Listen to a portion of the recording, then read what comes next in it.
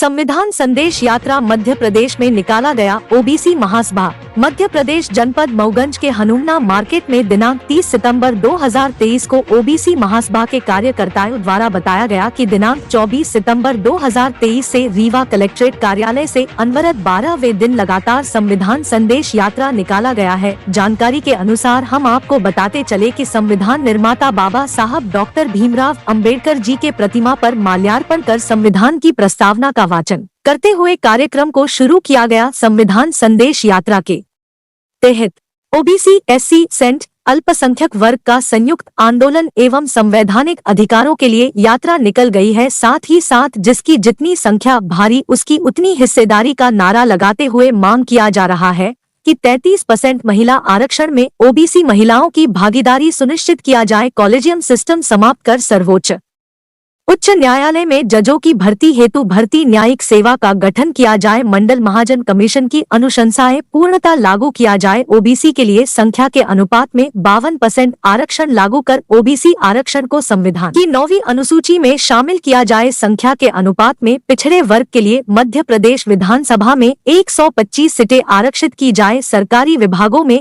OBC के रिक्त पदों को अति शीघ्र भरा जाए। किसान कल्याण हेतु गठित स्वामीनाथन आयोग की अनुशंसाओं एवं एमएसपी कानून को लागू किया जाए। ओबीसी जातियों को मध्य धारा में जोड़ने के लिए अन्य राज्यों की तरह प्रतिनिधित्व निश्चित किया जाए। कार्यक्रम में उपस्थित सम्राट हॉस्पिटल बेलन बरौंधा के प्रबंधक डॉक्टर अवधेश कुमार मौर्य, मऊगंज जिला अध्यक्ष चंद्रशेखर कुशवाहा, पप्पू कनौजिया सहित ओबीसी महासभा के हजारों कार्यकर्ता उपस्थित रहे। आप देख रहे हैं वीआईपी नेशनल टीवी न्यूज से श्याम बिहारी की खास रिपोर्ट। को प्रकाश डालना चाहता हूँ।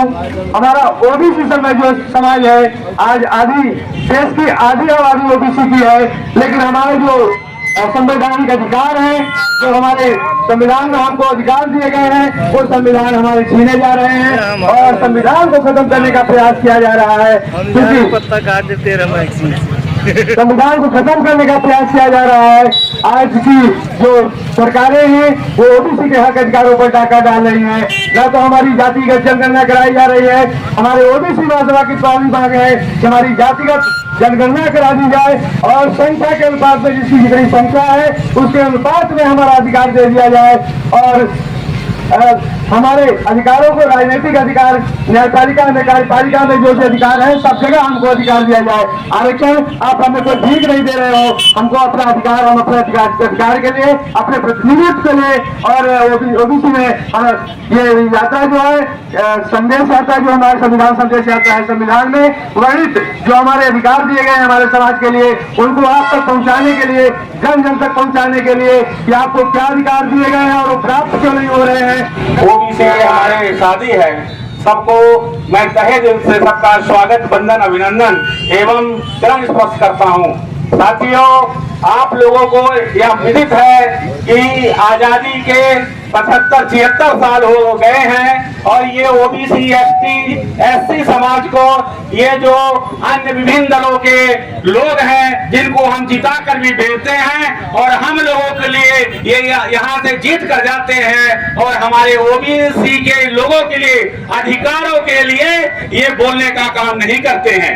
आप लोगों को, हम लोगों को ये संदेश गांव तक पहुंचाने की आवश्यकता है। आज के बाद जो हमारी लड़ाई विधानसभा के पार्लियामेंट में या तो लोकसभा के पार्लियामेंट में जो एसटी, एससी, ओबीसी की बात करेगा, हम लोग उसको दिल्ली और भोपाल पहुंचाने का काम करेंगे और जो अपने लोगों के लिए कहीं भी कुछ बोलता नहीं है, कहीं कुछ बात रखता नहीं है, ऐसे लोगों को हम लोग चिन्हित करेंगे और उनको पूरी तरह से हराने का काम करेंगे।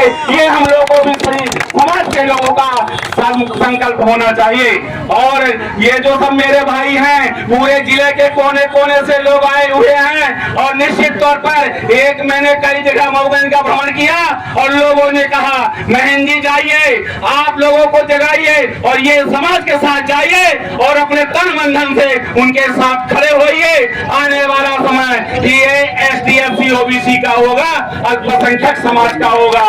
इसलिए क्योंकि इनको बहुत दूर जाना है, तमाम सारी बातें हैं। अभी यहाँ महिला बिल की बात हुई है और महिला के बिल में भी इन लोगों ने, ऊपर के लोगों ने षड्यंत्र किया है।